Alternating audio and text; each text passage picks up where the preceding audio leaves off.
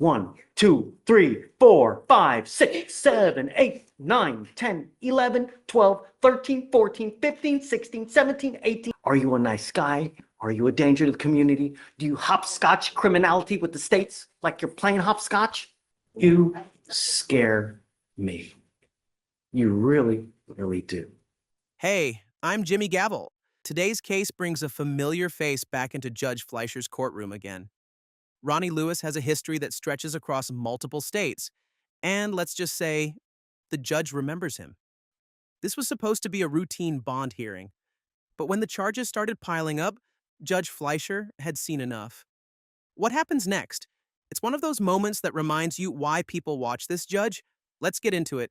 Good morning. Almost afternoon. How you doing today? Man, so great to see you. Look, Judge, it's good to see you. You know, I don't normally come down here. We welcome you. Really. It's just been too long. It has. I saw you the other day. I tried to get your attention. You were coming.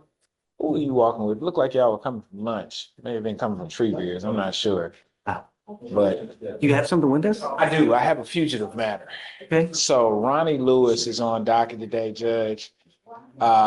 Even though he's from here, apparently got stopped by a state trooper for a matter out of Louisiana. He missed his arraignment date. My understanding was they were recalling that warrant there, but Madam Prosecutor checked, the warrant is still active. So I'm asking that he get a bond so he can make that arraignment court date. I just was advised that the state is asking for no bond. And here's the thing. I've given him a bond before. It's not my first rodeo with him. Oh, yeah. Well, And we got those cases taken care of, though. I know, dude's dangerous, man. I mean, Judge, these are not robbery. Well, the robbery is actually, I'm on the robbery. The robbery is going to be hopefully dismissed because he didn't do that. Guys, do you mind bringing out Mr. Lewis? So just hold on. Let's bring him out so he can, because it's only fair that he gets to hear this. Like I heard somebody. You know I love you. Yeah, no, I understand, Judge. You got to do your job. This is a third. How many fugitive cases has dude had? I've seen 2 prior ones here, Judge. I remember one out of California. We got that taken care of. I think that matter was disposed of. Might have been dismissed. I wasn't on it, but now we obviously have this one out of Opelousas for, I think it's possession of marijuana and So you're just saying obviously possession for methazine and then money derived from drug sales. the old money laundering case. You also had a prior fugitive for a robbery case on the as well. It should show one. Oh, that was the other one. Yes.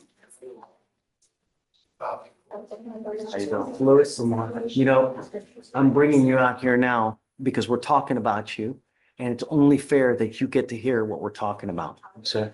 I will tell you that nothing in life makes me more unhappy than having to keep someone in custody. I don't like to put people in jail. I don't get off on it. There are a lot of judges that do, you know? I don't like it. And if I can keep someone out, then I try, you know, because jail sucks. But some people get it and just some people don't get it, you know? And while I really don't know you, the way I get to know you is how you are on paper, because that really tells me who you are. Are you a nice guy? Are you a danger to the community? Do you hopscotch criminality with the states like you're playing hopscotch? Not anymore. Yeah. Oh, listen, man. And look, I don't want you to say anything because I know that you're going to tell me it's little bunnies jumping in the woods, right? It's little rainbows and gumdrops and this, but this is the third fugitive case we had. He's not the kind of judge who loves throwing people in jail, but this guy's making it hard to resist. I want to take care of. I will tell you that I absolutely love your lawyer. I mean, but with a third fugitive case,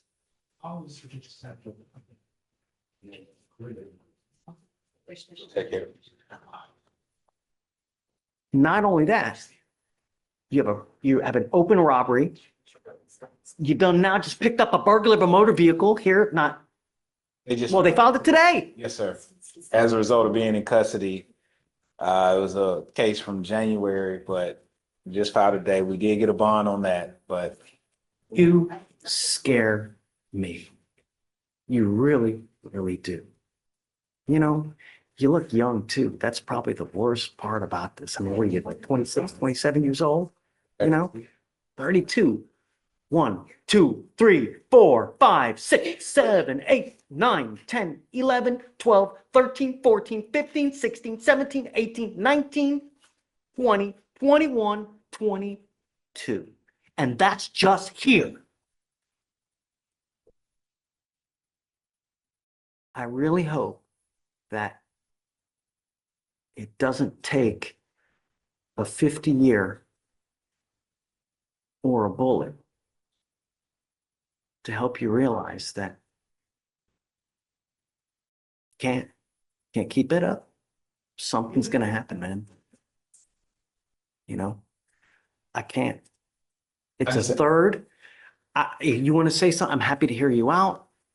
I would, Judge. I do understand the court's concern, and obviously it's something that, as the fugitive judge, to take into consideration. And you're right, this is our third time being before you. Unfortunately, I do know the matters in California have been resolved, and bond is supposed to ensure a person's appearance in court. Mr. Lewis has not had a problem with going to those states, appearing in court, coming back here as ordered by this court to show that he is handling his business. With this matter in Opelousas, this is a case that they just indicted. They sent the summons out. Apparently, he did not receive a summons. We had it on good authority yesterday that they were going to recall that and just reissue a new court date since it wasn't. If they do arraigned. that, then that lifts the hold. Then, right, that solves So, everything. I don't know if you can get over there and get them to say, hey, lift it, reissue it, because if that happens, the whole releases, you make bond on the BMV and then Correct, he needs to correct. do what he needs to do. For the sake of, Judge, I would ask if the court would entertain a $30,000 bond, but if not, I do understand what my other alternative is, which might actually save him some money and do that, but I do want to be heard on that bond, and I would ask that bond be set at $30,000. Bold move. Asking for bond in front of a judge who just said, "You scare me"? Good luck with that. I can't. You scare me. And I tell you now, with me, I don't do it twice.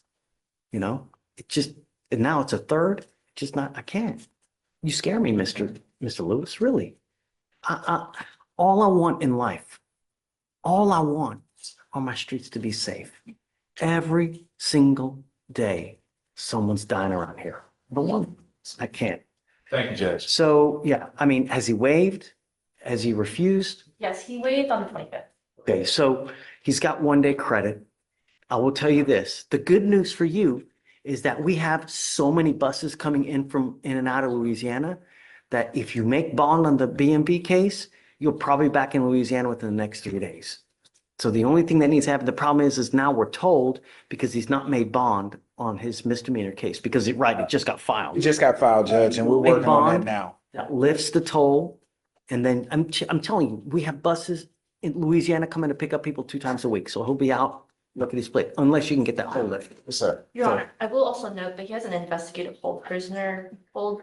Jay did talk to me earlier that I should be gone before April, the next April setting of the other cases, but that is also holding him on extradition until this date.